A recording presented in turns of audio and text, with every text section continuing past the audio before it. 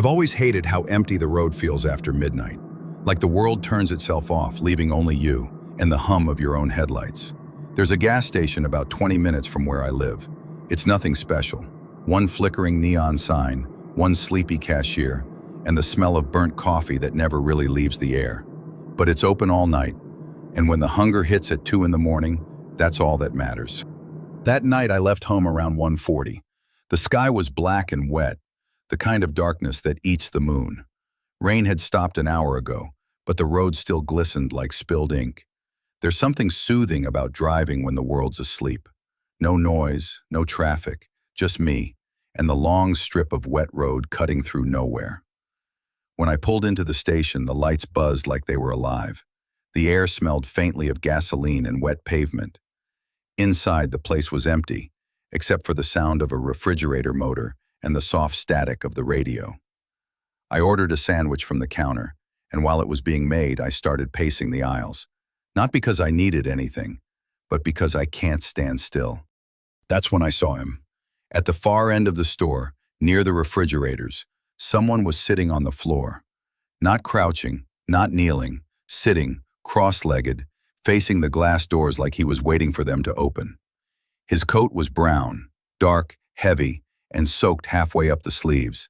I couldn't see his face, just the reflection of his shape in the metal of the fridge door. At first I thought he worked there, maybe restocking or cleaning up. But then I realized he wasn't moving. His coat was brown, dark, heavy, and soaked halfway up the sleeves. I couldn't see his face, just the reflection of his shape in the metal of the fridge door. At first, I thought he worked there, maybe restocking or cleaning up, but then I realized he wasn't moving. He sat perfectly still, and when I took one quiet step forward, his head turned, fast. His face came into view under the white light, eyes wide open, skin pale like paper, lips trembling, not from cold but something else, like he was shaking from the inside. And he looked straight at me, no expression, no sound, just that empty stare. I froze. Every instinct told me to look away, so I did. I pretended to grab a drink, then turned around and walked back toward the counter like nothing happened. The cashier slid the sandwich into a bag. I wanted to ask him if he'd seen the guy, but he looked half asleep. Didn't seem like he'd noticed anything strange. When I glanced back toward the refrigerators again, the man was gone. No sound, no footsteps, nothing. I grabbed my food and left. As I stepped into the rain, I caught my reflection in the glass door, and for a split second, I thought I saw his brown coat standing behind me. But when I turned, there was no one there. I got in my car, told myself I was just tired, and drove off. For a few miles, everything was fine, just the empty road and the soft rhythm of the wipers. Then, in my rearview mirror, 2 lights appeared. Headlights, far behind me, too far to tell the make of the car. But I kept checking, and every time I did, they were closer. I slowed down. They slowed down. I sped up. They sped up. At one point, the lights vanished completely, and I actually laughed out loud in relief, until they reappeared, much, much closer. Now I could make out the shape. A pickup truck, older model, muddy, and behind the wheel, a shadow in a brown coat. My hands tightened on the steering wheel. My foot pressed harder on the gas. The truck followed. Closer, closer. Then, bang! He hit me, not hard enough to spin me, but enough to jolt my body forward and slam my chest into the seatbelt. I shouted without meaning to. The truck's headlights filled the interior of my car, blinding white through the rain-streaked glass. He rammed me again, and again. I swerved into the opposite lane, empty. He followed, always right behind, always dead center. The third hit was harder. Metal screeched. My tires slipped on the wet road. For a split second, I saw nothing but headlights and rain. Then instinct took over. I braked hard, cut the wheel left, and watched the truck shoot past me. It fishtailed once, twice, then spun completely, sliding off the road and into the dark. Silence. Just the sound of rain again. And my heartbeat. I didn't stop. I couldn't. I drove all the way home. every shadow on the roadside looking like that brown coat. When I finally parked and turned off the engine, the silence was worse than the noise. It felt like the world was holding its breath. I called the police, told them everything. The gas station, the truck, the crash. They sent someone to look. An hour later, the officer called back, said there was no sign of a wreck, no tire marks, no broken glass, nothing, just wet asphalt, and a single brown coat folded neatly on the side of the road.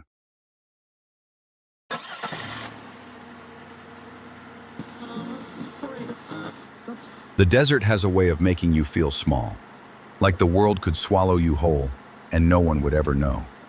It was late, maybe 1 a.m., and I was halfway through a long delivery route that cut straight across the New Mexico desert. No streetlights, no houses, just an endless stretch of two-lane blacktop and sand. I drove an old company truck filled with refurbished computer parts. The air conditioner rattled like a dying engine, and the headlights barely reached 20 feet ahead. I'd been driving for 9 hours straight, and I hadn't seen another car for at least 30 minutes. That's why I noticed her so quickly. A red sedan sat on the shoulder up ahead, hazard lights blinking in the dark. And beside it, a woman waving her phone in the air like she was trying to find a signal. I slowed down, instinctively checking my mirrors. Part of me said to keep going, but another part, the decent, naive part, thought about my sister and how I'd want someone to stop for her if she were stranded out here. So I pulled over. She jogged toward the passenger side before I could even roll down the window. Her hair was messy, like she'd been running her hands through it for hours. She looked about my age, mid-20s. "Thank God," she said, breathless. "My car just died. I've been stuck for an hour. Can you give me a ride to the nearest gas station?" Her voice trembled, not weak, but shaky in a way that didn't quite sound natural. I hesitated. Something about her eyes felt wrong, too alert, too focused. I rested my hand on the door lock, thinking. Then I glanced at the glove compartment, where my company-issued utility knife was clipped. Better safe than sorry. "Yeah, sure," I said finally, unlocking the door. "Hop in." She climbed in fast, clutching her phone in a small purse. As I pulled back onto the road, I tried to make conversation. Where she was headed, what happened to her car, that sort of thing. But she kept deflecting. "Just drive," she kept saying. "Please, I'll explain later." Her tone made me uneasy. Something about it wasn't panic, it was control. After a few miles, I risked another glance. She was staring straight ahead, knuckles white around her purse strap. Her breathing was shallow. "You okay?" I asked. That's when I noticed her reflection in the side mirror. She wasn't looking at the road. She was looking at me. I caught it for just a second before she turned her gaze forward again, and my stomach sank. I wanted to pull over, but the road was too narrow and the night too black, so I just kept driving. We'd gone maybe 10 minutes when I saw it. A shadow behind her red sedan. Someone was standing there. At first I thought it was my imagination, but as the headlights swept across the rearview mirror, I saw a figure step out from behind the car.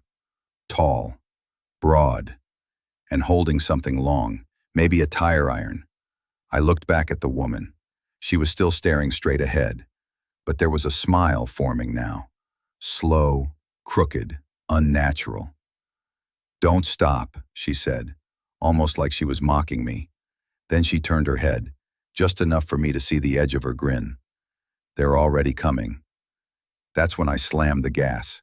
The truck lurched forward, tires spinning on the wet asphalt.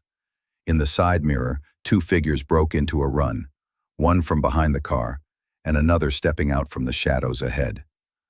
The woman reached for her purse. I didn't even think. I grabbed the utility knife and held it out in front of me.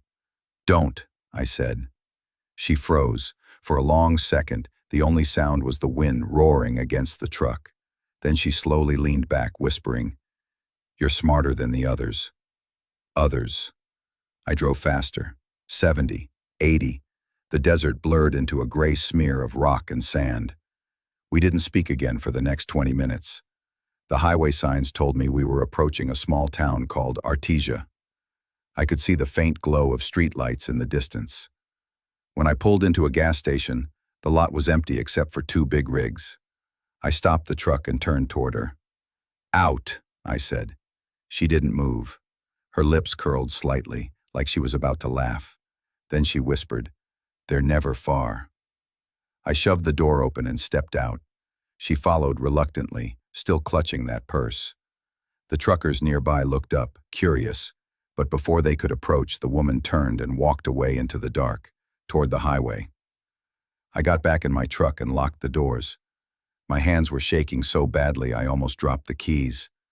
Then I saw something glinting on the passenger seat, a small silver phone battery, and next to it, a bundle of zip ties.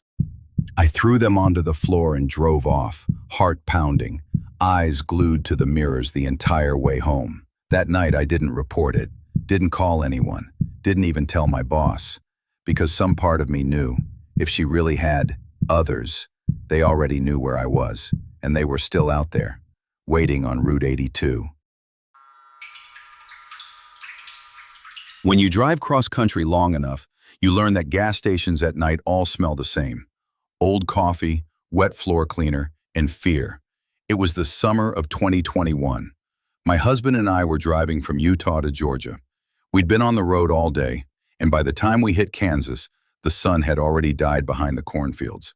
He said he needed to fill the tank and grab something to eat. I told him I'd use the restroom. Just a quick stop, no big deal. The store was small, maybe 4 aisles total. The cashier was a man in his 50s, gray beard, eyes glued to a tiny TV behind the counter. He didn't even look up when I walked past him toward the restrooms. The hallway was narrow, lit by a single flickering light. As I reached for the women's restroom door, it swung open from the inside, and she stepped out.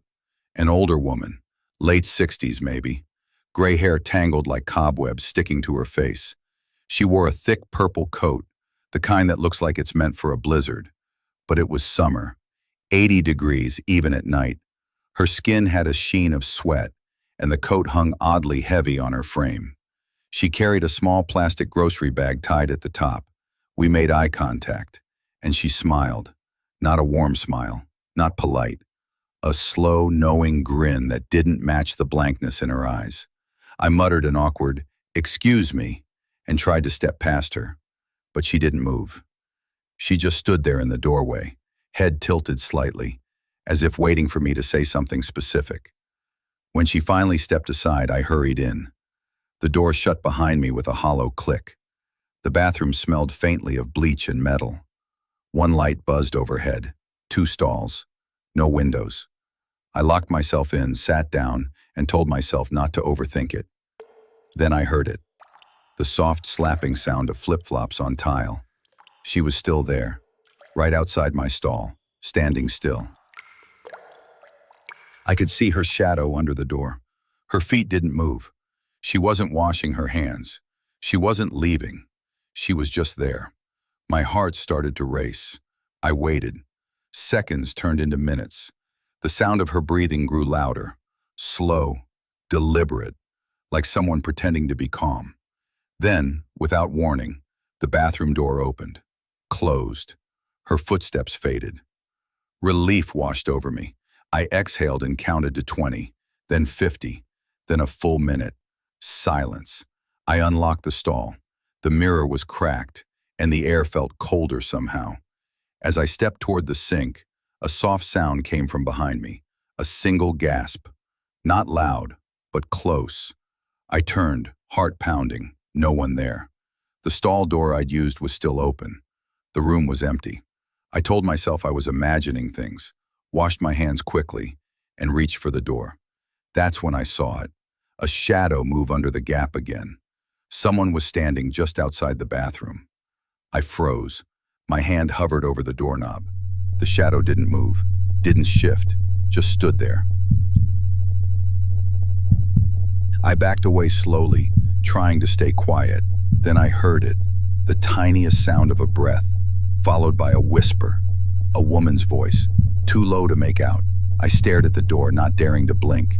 Then the handle rattled, once, sharply, and the door swung open. The hallway outside was empty.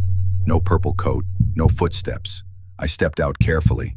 The flickering light overhead buzzed louder now, as if reacting to me. At the end of the hall, the cashier was gone too. The front of the store looked darker than before. I hurried toward the exit. That's when I saw her again, through the glass door at the front of the store, standing just outside, under the neon open sign. The same purple coat, same plastic bag, and in her other hand, something shiny, small, metallic, a knife. Our eyes met again through the glass, and this time, she smiled wider, that awful, stretched grin that showed too many teeth. She lifted her free hand and pressed it flat against the glass, right at eye level, and mouthed something slowly. 3 words. "You left it." Then she turned and walked away, not toward the road, but around the side of the building, where the security lights didn't reach. I ran to our car. My husband looked confused when I slammed the door shut. "What happened?" he asked. I couldn't answer. I was staring past him, out the back window, where the purple coat had reappeared. She was standing at the edge of the lot, watching our car as we drove away. The neon light flickered across her face, and for a split second, I thought I saw someone else standing behind her. A second figure, wearing the same color coat. We didn't stop again that night, and to this day, every time I see someone wearing purple, I feel that same chill crawl up my spine, because I still don't know what she meant when she said, "You left it." It was mid-January, the kind of winter night that makes every light feel too bright, every sound too sharp. I was 24 at the time, working as a regional delivery driver, auto parts mostly. Long, empty drives between small towns across the Midwest. It wasn't glamorous, but it paid enough to keep the lights on. That night, I was driving east on I-80, heading from Des Moines to Davenport. 3.5 hours of nothing, just black road, skeletal trees, and the sound of tires slicing through frost. Around 10:30 p.m., I started getting that heavy-eyed feeling, the kind that creeps in when you've been staring at the same stretch of darkness for too long. So when I saw the blue rest area, 1 mile sign, I decided to pull off and stretch my legs. The lot was almost empty, just a couple of dim lamps buzzing over the asphalt, and one vehicle parked way down at the far end. A white van, no windows, no logos, lights off. I parked closer to the building under the nearest lamp, locked the truck, and stepped out into the cold. The air was sharp enough to sting my lungs. Inside, the restroom was sterile and silent. The heater rattled weakly in the corner, and the mirrors were fogged from the temperature difference. I splashed some water on my face, stared at my reflection for a second, and laughed under my breath. "You're fine," I told myself. "Just tired." Then I heard it, the creak of the main door opening. I turned. No one was there. I waited, listened. The only sound was the rattle of the heater. I shrugged it off, dried my hands, and headed out. When I stepped outside, I froze. The white van's headlights were on now, but the engine wasn't running. Just light, aimed directly at my truck. I stood there for a few seconds, waiting for the driver's door to open. It didn't. I climbed into my cab, locked the doors, and told myself someone probably just hit their lights by accident. Still, I couldn't shake it. Something about the timing felt deliberate. I started the truck and pulled out. In the mirror, the van's lights went dark again. I merged back onto the interstate, trying to push the thought away. The road stretched ahead like a tunnel. Black, endless, silent. 10 minutes passed before I saw them again. Headlights, far behind me. Small, twin points of light growing slowly larger. I wasn't sure at first, but as the miles ticked by, they crept closer, steady, patient, never changing lanes. I sped up. So did they. After 5 minutes, they were right behind me, close enough for my mirrors to fill with white. The van, no doubt. My pulse started to race. I checked the clock. 11:08. No other cars in sight. Just me, the van, and miles of frozen highway. It moved closer. Close enough that I could see the shape of the driver through the glare. A silhouette. No details, just someone sitting perfectly still. Then it pulled alongside me. We were going 75, side by side, our vehicles gliding through the dark like two ghosts. The driver rolled his window down halfway. I could barely make out his face. A man in a baseball cap, skin gray in the passing light. He motioned for me to roll mine down. I didn't. He pointed toward my truck bed, as if to warn me something was wrong. But the bed was empty. I knew that. He kept gesturing, then mouthed something. I couldn't hear it. Couldn't read his lips. Just a faint shape, maybe stop or look. I ignored him. That's when he swerved. The van lurched toward my lane, its tires scraping the divider. I honked. He didn't flinch. I swerved back and the van suddenly braked, falling behind. I thought it was over, until the headlights surged again. Closer, brighter, faster. He was chasing me, no doubt this time. I floored it. The needle hit 85, 90. The road curved and I almost lost control. Then, out of nowhere, another sign. Truck stop, 2 miles. 2 miles felt like forever, but I kept my foot down. The van stayed on me, never slowing. When I finally saw the glow of lights ahead, I took the exit hard, the tires screaming on the turn. The van followed, its headlights flashing wildly through the trees. The truck stop lot was half full, big rigs lined up like sleeping beasts. I pulled under a bright lamp near the diner and jumped out. A woman behind the counter looked up, startled.